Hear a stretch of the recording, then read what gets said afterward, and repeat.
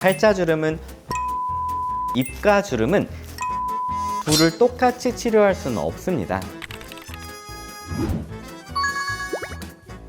안녕하세요. 목동 피부과 전문의 오늘 피부 오태영입니다. 팔자주름과 입가주름 이 두 가지를 같은 거라고 생각하는 분들이 정말 많습니다. 거울로 보면 위치가 비슷해 보이기도 하고 웃을 때 같이 접히는 경우도 많아서 헷갈릴 수밖에 없어요. 하지만 이 둘은 원인도 다르고 생기는 위치도 다르고 치료 방법도 완전히 다른 주름입니다. 먼저 팔자주름은 코 옆에서 입가로 내려오는 깊은 선처럼 보이는 주름이에요. 볼이나 광대 아래 지지력이 약해지면서 볼짜기처럼 패여 보이는 구조적인 주름이고 특히 볼 무게 그리고 볼륨 변화와 매우 관련이 큽니다. 반면에 입가주름은 입 옆에 그리고 입꼬리 아래로 생기는 주름으로서 표정 습관 그리고 입 주변 근육 사용, 볼 처짐, 턱선 구조까지 정말 여러 가지 요인이 복합적으로 작용합니다.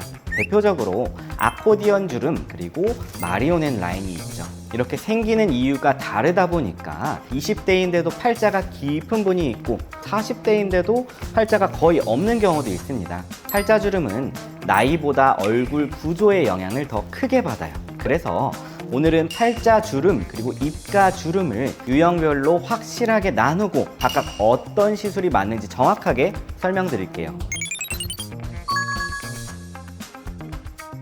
먼저 팔자주름은 4가지 유형으로 나눌 수 있어요. 첫 번째는 팔자 위쪽 볼살이 많은 타입입니다. 볼살이 아래로 내려오면서 팔자 부위가 그늘처럼 깊어 보이는 경우죠. 이때는 당연히 필러를 넣으면 무게가 더 무거워져서 안 되겠죠. 이럴 때에는 지방 정리해 줄 수 있는 울세라, 윤곽주사, 그리고 지방분해주사 같은 시술로 볼살을 정리하는 시술이 먼저 들어가야 자연스러워요. 두 번째는 앞광대, 즉 앞볼 볼륨이 부족한 타입입니다. 이 부위가 꺼져 있으면 얼굴의 받침대가 약해지면서 팔자가 더 도드라져 보입니다. 이때는 앞광대 필러, 스컬트라, 주베룩 볼륨 같은 시술로 앞볼에 살짝 자연스러운 볼륨으로 올려주는 시술이 가장 효과적입니다. 세 번째는 팔자 삼각존 자체가 꺼진 경우입니다. 팔자 부위 쪽에 지방량이 부족하거나 얼굴 골격에 의해서 얼굴이 꺼져 보이는 경우인데요. 이때는 팔자 필러로 직접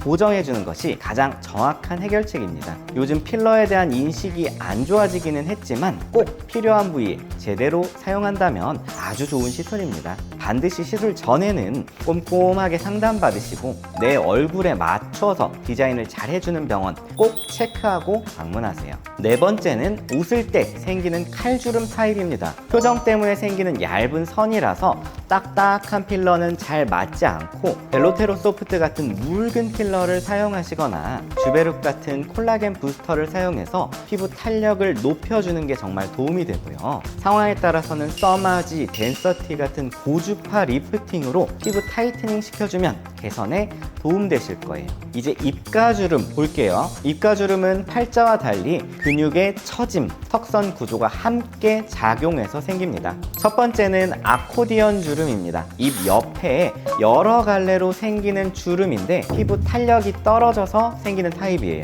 이때는 탄력 강화에 도움을 주는 써마지나 덴서티 같은 고주파 그리고 레디어스 같은 시술이 아주 효과적입니다. 두 번째는 심부볼이 불룩한 타입입니다. 입가 아래쪽이 무겁게 처지면서 생기는 주름인데 이건 지방 그리고 근육을 지탱해주고 있는 근막이 문제예요. 그래서 하이프 초음파 리프팅, 울세라로 늘어진 근막을 올려주거나 불필요한 지방을 파괴하는 인모드, 상황에 따라서 윤곽주사, 브이올렛 주사도 병행하시면 라인이 훨씬 매끄러워지실 거예요.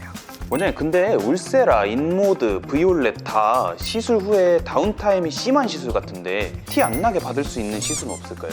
시술 후에 중요한 약속이 있으시거나 아니면 정말 시술 받은 티를 주변에 알리고 싶지 않다면 티타늄 레이저 리프팅으로 권장드립니다.